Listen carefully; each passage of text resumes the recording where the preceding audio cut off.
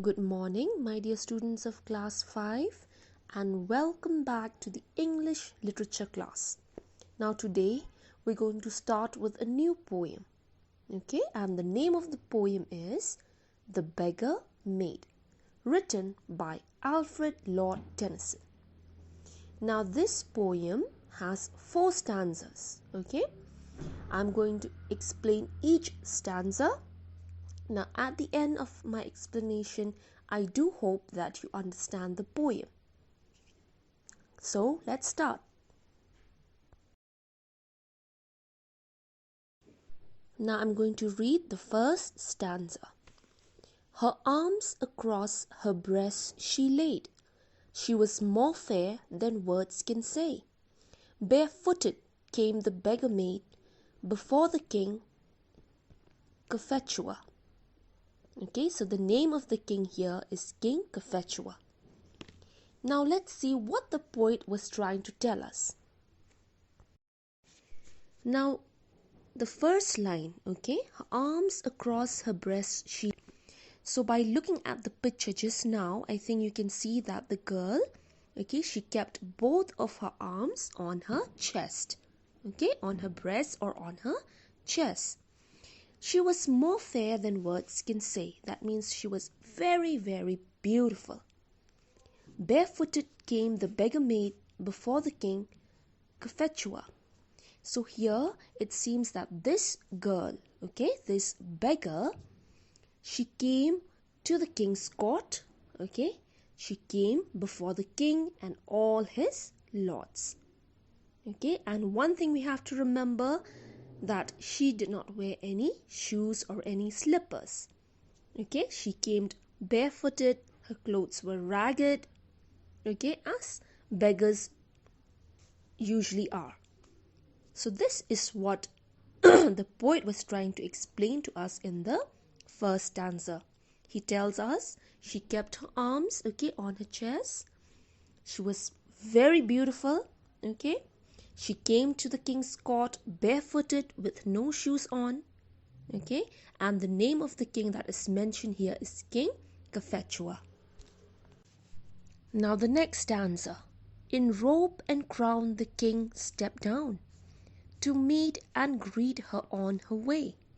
It is no wonder, said the lords, she is more beautiful than the day. Now in the second stanza, okay, in robe and crown the king stepped down. That means here the king, he was wearing his finest clothes, okay. He wore his crown on his head, he wore a cape maybe, okay, a long cape, all good clothes with boots. And even though he was the king, he stepped down from his chair. He stood up from his royal chair, okay. He stepped down to come and meet this beautiful maiden. It is no wonder, said the lords, she is more beautiful than the day. So here his lords or his ministers who were there on the king's court, okay, they all were shocked to see the king, coming out from his chair, going to meet and greet someone, okay. And this is why they said, this maiden, this girl is so beautiful even than day. Here, okay, day is during the daylight, okay, day and night as we say. So day here is referred to the daylight, okay. In the daylight, what happens? In the daylight we can see everything is beautiful around us, right? But yet at night we are not able to see everything clearly. Why? Because it is dark. So day here, okay, is referred to the beauty of this maiden. So even though the king, he had the highest position on his whole kingdom, he was the leader, but yet he came out from his chair. He went to greet. Why? Because he was in love with this beautiful maiden, okay, who was standing before him. So do you understand the second stanza? Okay, now let's move on to the third. Now the third stanza. As shines the moon in clouded skies, she in her poor attire was seen. One praised her ankles, one her eyes, one her dark hair and lovesome mien. Now here in the third stanza, okay, the very first line. As shines the moon in clouded skies, she in her poor attire was seen. So here, okay, the poet was trying to compare this beautiful maiden to the moon. Okay. The clouds here, okay, the clouds here are referred to her clothes. Obviously, she's a beggar. Her clothes are worn out, okay, torn, worn out. She came barefooted to the king's court. Nothing beautiful about what she was wearing, about her style.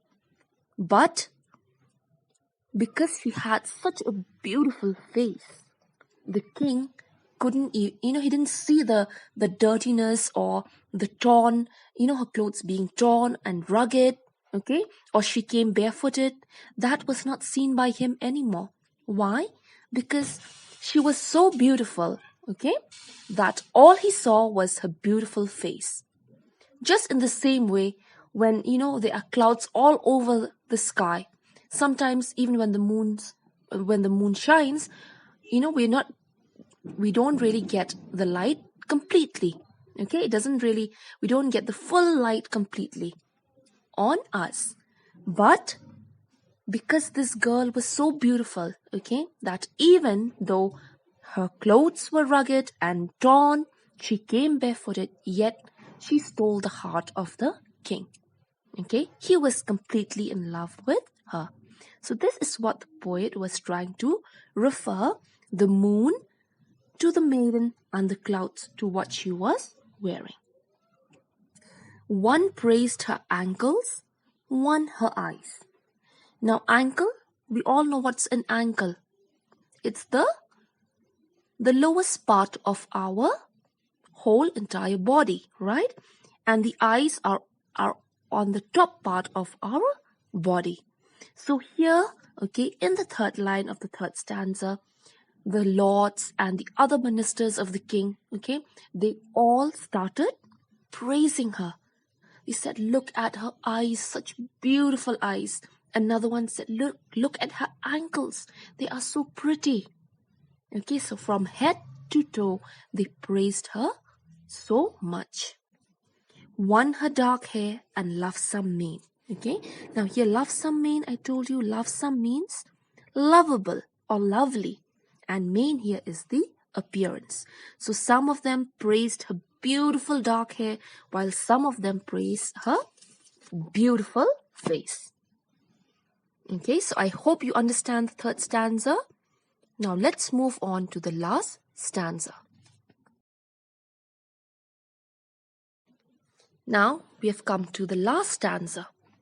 So sweet a face, such angel grace, in all that land had never been.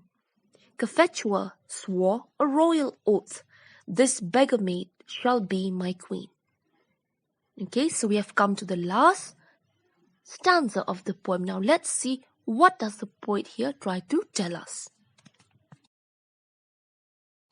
Now here in the fourth stanza, now the poet here tries to tell us that this lovely maiden had such a sweet and a pretty face.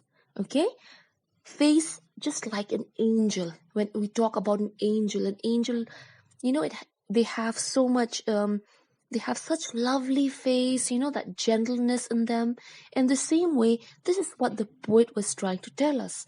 That this young maiden, this lady who came to the king's court, okay, had a lovely face. Lovely and a gentle face. In all that land had never been. So throughout the kingdom, okay, there was none who was as beautiful as this young girl. Do you understand? Okay. Cophetua swore a royal oath. So here Cophetua the king said these words, this beggar maid shall be my queen. So here in the last stanza, okay, he ends with his love story.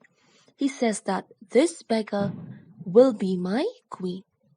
So even though she was only a beggar, she was not a beautiful princess, okay? She doesn't come from a royal family. Yet all that was not seen anymore by the king, because she was so beautiful that he was that he loved her. Okay, that he liked her so much, he loved her so much that he immediately wanted to marry her. So when you look at this poem, my dear children, it's just like a story. Okay, a story the poet is trying to tell us. Right from the beginning, he saw her till the end when he told everyone that he was finally going to marry her.